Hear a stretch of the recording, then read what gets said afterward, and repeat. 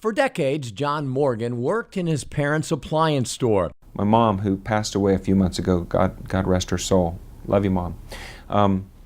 She used to always tell me, for years and years and years, she says, you were born for more than this appliance store. She would say, you are being wasted. But John hadn't found much that inspired him. He describes himself as somebody who was addicted to mediocrity, who was as comfortable as you can get. Look up couch potato in the dictionary and you'd see my face there. But that began to change 4 years ago when a friend told him there was an industry of lookalikes. And she said, you should be doing George Bush because you look just like him. So you go to parties, you walk around, you act like the president. And at the time I thought that was the most wacky, offbeat, crazy thing I ever heard, and forget it. 3 months later, his wife saw a George Bush impersonator on late night TV. And the thought came to her, do a web search. She put in George Bush impersonator, which of course now is my URL, georgebushimpersonator.com.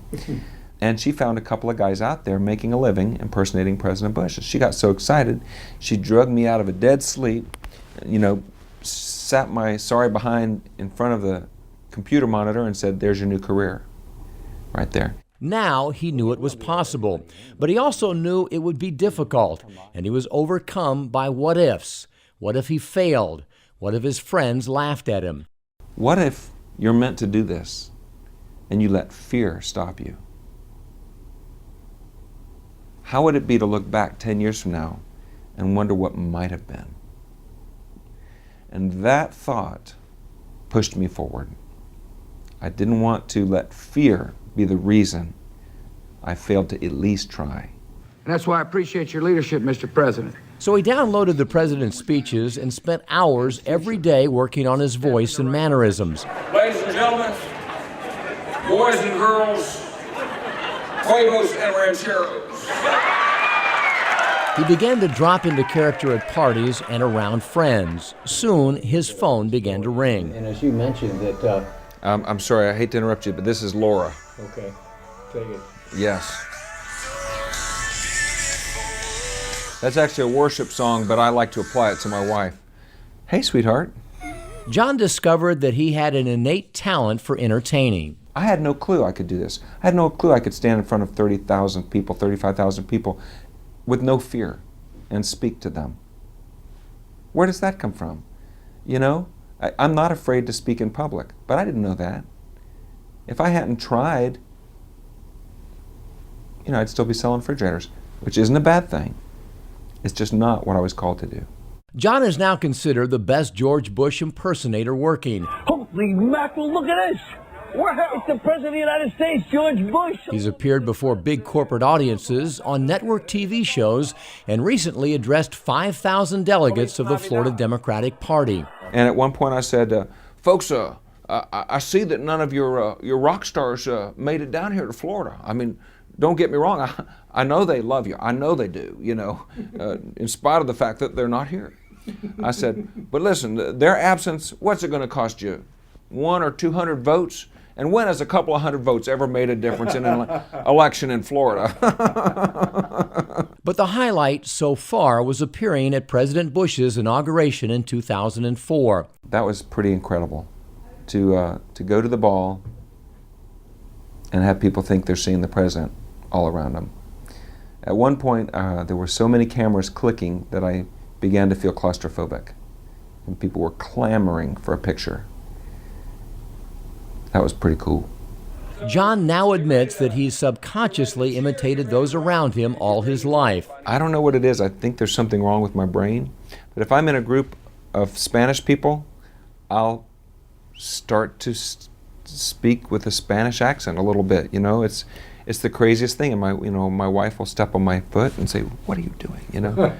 It's embarrassing, and I don't really know what it is. I think it's some sort of empathy or something. The first time it happened was when he was 8, playing in a city park. I got robbed by a bunch of little 8- and 9-year-old hoodlums in that inner city sandbox and little playground.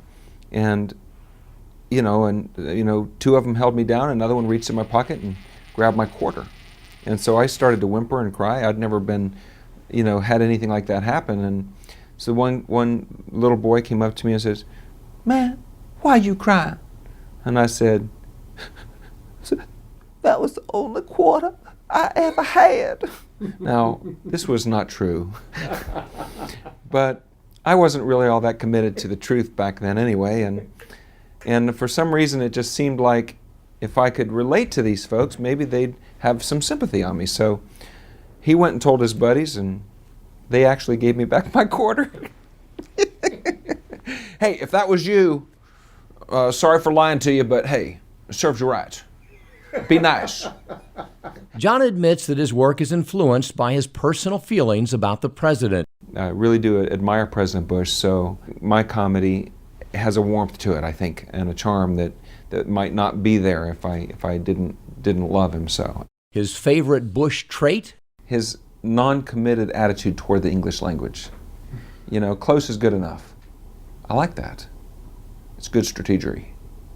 With President Bush leaving office this year, John's working hard to expand his act to develop other undiscovered talents. Being a President Bush lookalike might not quite be enough.